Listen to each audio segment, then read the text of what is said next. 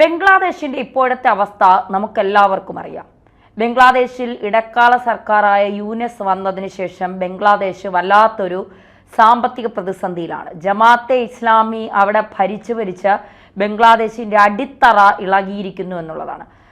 ഈ സുപ്രീം കോടതി ജമാഅത്തെ ഇസ്ലാമിയുടെ അംഗീകാരം റദ്ദാക്കിയിരുന്നു. അതുകൊണ്ടാണ് ഷെയ്ഖ് ഹസീന ബംഗ്ലാദേശിന്റെ പ്രധാനമന്ത്രിയായിരുന്ന സമയത്ത് ഷെയ്ഖ് ഹസീന ബംഗ്ലാദേശിൽ ജമാഅത്തെ ഇസ്ലാമിയെ നിരോധിച്ചത്. അതായത് ജമാഅത്തെ ഇസ്ലാമി കൊണ്ടുവന്ന അഖണ്ഡ ഭാരതത്തിൽ ജമാഅത്തെ ഇസ്ലാമി കൊണ്ടുവന്ന അല്ലെങ്കിൽ അഖണ്ഡ ഇന്ത്യയെ അല്ലെങ്കിൽ ലോകത്ത് ജമാഅത്തെ ഇസ്ലാമി കൊണ്ടുവന്ന ഒരു മൗദൂദി പിന്നീട് പാകിസ്ഥാനിലേക്ക് പോവുകയും അവിടെ മതരാഷ്ട്രം കെട്ടിപ്പടുക്കാൻ ശ്രമിക്കുകയും ഒരു പരിധിവരെ അത് വിജയിക്കുകയും ചെയ്തതൊക്കെ നമ്മൾ കണ്ടതാണ്. ജമാഅത്തെ ഇസ്ലാമിയാണ് ഇപ്പോൾ ബംഗ്ലാദേശിൻ്റെ മുഴുവൻ കാര്യങ്ങളും കൈകാര്യം ചെയ്യുന്നത്. ഇന്ത്യ പൂർണ്ണമായും ബംഗ്ലാദേശിനെ കൈവിട്ടു എന്ന് തന്നെ പറയേണ്ടി വരും.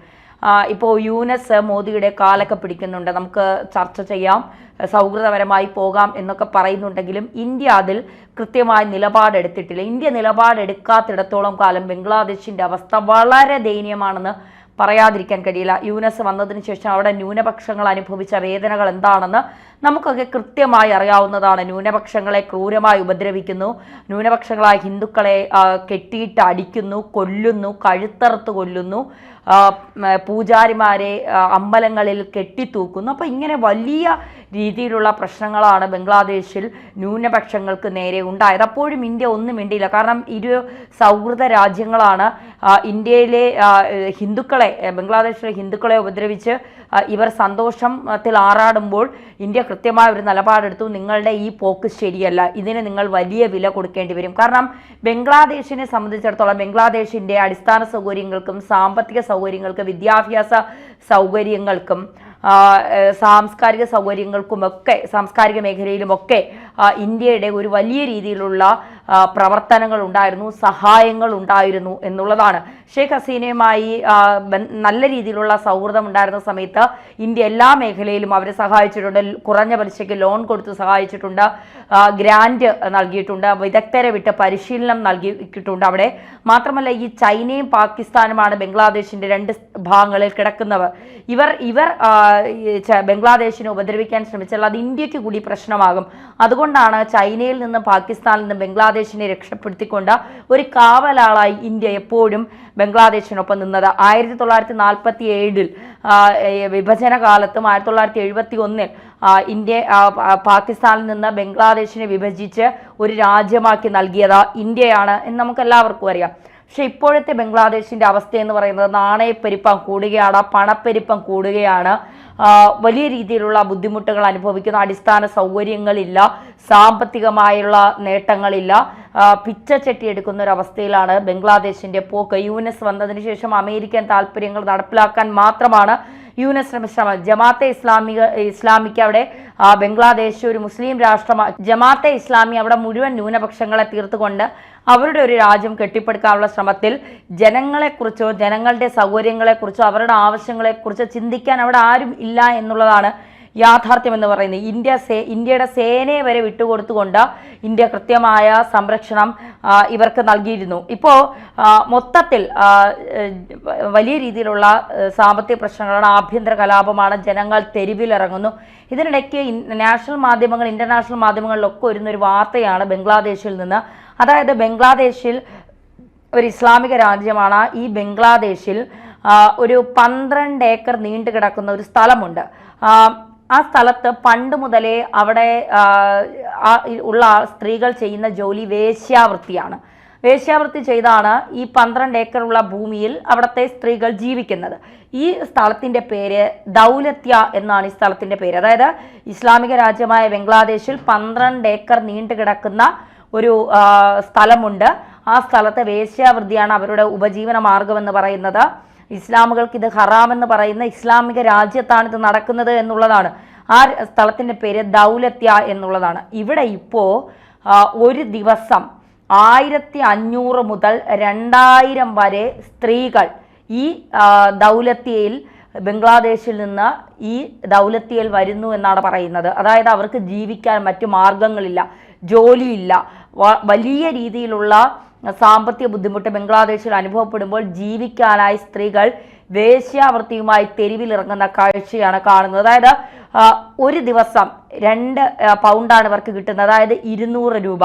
അങ്ങനെ 3000-4000 പുരുഷന്മാരെയാണ് ഒരു ദിവസം, അതായത് 3000-4000 പുരുഷന്മാരാണ് ഒരു ദിവസം ഇവിടെ വന്നു പോകുന്നത് എന്നാണ് പറയുന്നത്. ഈ വേശ്യാവൃത്തി സ്ഥാപനം നടത്തുന്ന ഈ സ്ഥലത്ത് വന്നു പോകുന്നത് ഇവരെ സന്തോഷിപ്പിക്കുകയും സുഖിപ്പിക്കുകയും ഒക്കെ ചെയ്യുന്ന ഈ സ്ത്രീകളുടെ പ്രായമാണ് ഇവിടെ ഏറ്റവും നമ്മളെ അത്ഭുതപ്പെടുത്തുന്നത്, ഭയപ്പെടുത്തുന്നത് എന്നുള്ളതാണ്. 10 വയസ്സ് മുതൽ 40 വയസ്സ് വരെയുള്ള സ്ത്രീകളാണ് ഈ വേശ്യാവൃത്തി കേന്ദ്രങ്ങളിൽ എത്തുന്നത് എന്നുള്ളതാണ്. അവിടെ സ്ത്രീകൾക്ക് 14 വയസ്സാണ് കൺസെന്റ് ആക്കി കൊടുത്തിരിക്കുന്നത്. പക്ഷേ 10 വയസ്സ് മുതലുള്ള 10 വയസ്സ് മുതൽ പെൺകുട്ടികൾ 40 വയസ്സ് വരെയുള്ള സ്ത്രീകൾ ഈ വേശ്യാവൃത്തി കേന്ദ്രങ്ങളിൽ ഉപജീവന മാർഗം നടത്താനായി മറ്റ് വരുമാന മാർഗങ്ങളില്ലാതെ ഗത്യന്തരമില്ലാതെ എത്തുന്നു എന്നുള്ളതാണ്.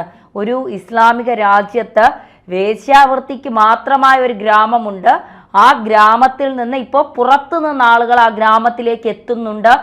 സ്ത്രീകൾ 10 വയസ്സ് മുതൽ 40 വയസ്സ് വരെ ഉള്ളവർ, അതായത് അവർക്ക് ജീവിക്കാൻ മറ്റു മാർഗങ്ങളില്ലാത്തത് കൊണ്ട് എന്നുള്ളതാണ്. ഇന്ത്യ കൈവിട്ടപ്പോഴുള്ള ബംഗ്ലാദേശിന്റെ അവസ്ഥ ഒന്ന് ആലോചിച്ച് നോക്കണം. അതായത് ഈ ചൈന വേണമെങ്കിൽ ബംഗ്ലാദേശിനെ സഹായിക്കും, ചൈന ലോണ് കൊടുക്കും, പക്ഷെ അതിന് വലിയ പലിശ ഈടാക്കും. അത് തിരികെ നൽകാൻ ബംഗ്ലാദേശിന് കഴിയാതെ വരുമ്പോൾ ഇവരുടെ തുറമുഖങ്ങൾ, ഇവരുടെ മറ്റ് സ്ഥലങ്ങൾ, വിമാനത്താവളങ്ങളൊക്കെ ചൈന കൊണ്ടുപോയി. ഈ ഭയം ബംഗ്ലാദേശിനുണ്ട്. അപ്പോൾ ഇന്ത്യ കൂടി കൈവിട്ട സ്ഥിതിക്കാണ് ബലിപ്പെരുന്നാളിന്, അതായത് മെയ് 4-ാം തീയതി ഒരു കത്ത് നരേന്ദ്രമോദി ആശംസകൾ അറിയിച്ചുകൊണ്ട് അയക്കുന്നത്. അപ്പോഴാണ് ഗതികെട്ട് മോദിയുടെ കാല് പിടിക്കുന്നത്. കാരണം തങ്ങളുടെ രാജ്യത്തെ സ്ത്രീകളെല്ലാം നിവർത്തിയില്ലാതെ, പുരുഷന്മാർക്ക് ജോലിയില്ല, സാമ്പത്തികമില്ല, വരുമാനമില്ല, മൊത്തത്തിൽ ആഭ്യന്തര കലഹമാണ്. ഒരു തരി ആഹാരം കഴിക്കണമെങ്കിൽ സ്വന്തം ശരീരം വിൽക്കേണ്ടി വരുന്ന അവസ്ഥ. ജമാഅത്തെ ഇസ്ലാമികൾ വാഴുന്ന രാജ്യത്തിൻ്റെ ഒരവസ്ഥയൊന്ന് നിങ്ങൾ ആലോചിച്ച് നോക്കണം. മാത്രമല്ല ഈ ബംഗ്ലാദേശ് എന്ന് പറയുന്നത്, ബംഗ്ലാദേശിന്റെ മാപ്പ് നോക്കിയാൽ നമുക്ക് മനസ്സിലാക്കാൻ സാധിക്കും, നമ്മളെ ഇന്ത്യയോടൊപ്പം ചേർന്ന് കിടക്കുന്ന ഒരു രാജ്യമാണ് ബംഗ്ലാദേശ് എന്ന് പറയുന്നത്. അതായത് വടക്ക് കിഴക്കൻ സംസ്ഥാനം, അതിന് ചുറ്റും നമ്മുടെ വടക്ക് കിഴക്കൻ സംസ്ഥാനങ്ങളാണ്. ഒരു വശത്ത് ബംഗാൾ ഉൾക്കടൽ എന്നുള്ളതാണ്. പശ്ചിമ ബംഗാളാണ് ഏറ്റവും വലിയ പ്രദേശം എന്ന് പറയുന്നത്. മാത്രമല്ല ത്രിപുര, മേഘാലയ, മിസോറാം, കുറച്ച് ഭാഗത്ത് മ്യാൻമാർ, ബംഗാൾ ഉൾക്കടലിൻ്റെ അടുത്തേക്ക് ഉണ്ട്. അപ്പോൾ ഇത്തരത്തിൽ കുറച്ച് ഭാഗം മ്യാൻമാർ ഇതൊക്കെ ചേർന്നതാണ്. അപ്പോൾ ഒന്ന് സൂക്ഷിച്ച് ആ മാപ്പ് നോക്കിയാൽ നമുക്ക് മനസ്സിലാവും ബംഗ്ലാദേശ് നമ്മളോടൊപ്പം ചേർന്ന് നിൽക്കുന്ന ഒരു രാജ്യമാണ്. ഷെയ്ഖ് ഹസീന ഉണ്ടായിരുന്ന സമയത്ത് ബംഗ്ലാദേശിൻ്റെ അവസ്ഥ എന്ന് പറയുന്നത് ഇങ്ങനെയൊന്നുമല്ല. ബംഗ്ലാദേശിലെ ജമാഅത്ത് ഇസ്ലാമിനെ നിരോധിച്ചുകൊണ്ട്, അവിടുത്തെ ഭീകരരെ ജയിലിൽ അടച്ചുകൊണ്ട്, സാമ്പത്തികമായി ബംഗ്ലാദേശിൻ്റെ വരുമാനം എന്ന് പറയുന്നത് ടെക്സ്റ്റൈൽസ് ബിസിനസ്സാണ്. ആ ടെക്സ്റ്റൈൽസ് ബിസിനസ് വലിയ രീതിയിൽ വളർത്തിക്കൊണ്ട് ബംഗ്ലാദേശിനെ വലിയ മികച്ച രീതിയിലേക്ക് കൊണ്ടുവരാൻ ഷെയ്ഖ് ഹസീനയ്ക്ക് കഴിഞ്ഞു എന്നുള്ളതാണ്. പക്ഷേ അവിടെ സംവരണത്തിൻ്റെ പേരിൽ ഷെയ്ഖ് ഹസീന സർക്കാരിനെ അട്ടിമറിച്ചുകൊണ്ട് യൂനസ്, അതായത് ബ്ലൈഡ് പലിശക്കാരനായ യൂനസ്, മൈക്രോ ഫിനാൻസ് നടത്തിക്കൊണ്ടിരുന്ന, അതിൽ നൊബേൽ സമ്മാനം കിട്ടിയ യൂനസിനെ ഭരിച്ച് ഒരു തരത്തിലും തെളിയിക്കാത്ത, ഭരണ മികവില്ലാത്ത, ഭരണത്തിൽ ഒരു തരത്തിലുമുള്ള നേരത്തെ മുൻപരിചയം പോലും ഇല്ലാത്ത ഒരാളിനെ അമേരിക്കയിലെ കുറേ ആളുകളുടെ താല്പര്യം, ജോ ബൈഡൻ ഉൾപ്പെടെയുള്ളവരുടെ താല്പര്യത്തിന് പുറത്ത് ഷെയ്ഖ് ഹസീനയെ അട്ടിമറിക്കാനായി കൊണ്ടുവന്ന് ബംഗ്ലാദേശിൽ ഇരുത്തി. എന്നിട്ട് ബംഗ്ലാദേശിൻ്റെ അവസ്ഥയെന്ന് പറയുന്നത് വളരെ ദയനീയമാണ് എന്ന് മാത്രമേ നമുക്ക് പറയാൻ കഴിയൂ. നമ്മുടെ അയൽ രാജ്യത്തെ സ്ത്രീകൾ അനുഭവിക്കുന്ന ബുദ്ധിമുട്ടുകൾ, നമ്മുടെ അയൽ രാജ്യത്തെ ജനങ്ങൾ അനുഭവിക്കുന്ന ബുദ്ധിമുട്ടുകൾ, അവർ നമ്മുടെ അയൽക്കാരാണ്. നമ്മൾ ഏറ്റവും മികച്ചതായി കണ്ടിരുന്ന അയൽക്കാരാണ് ബംഗ്ലാദേശുകാർ എന്ന് പറയുന്നത്.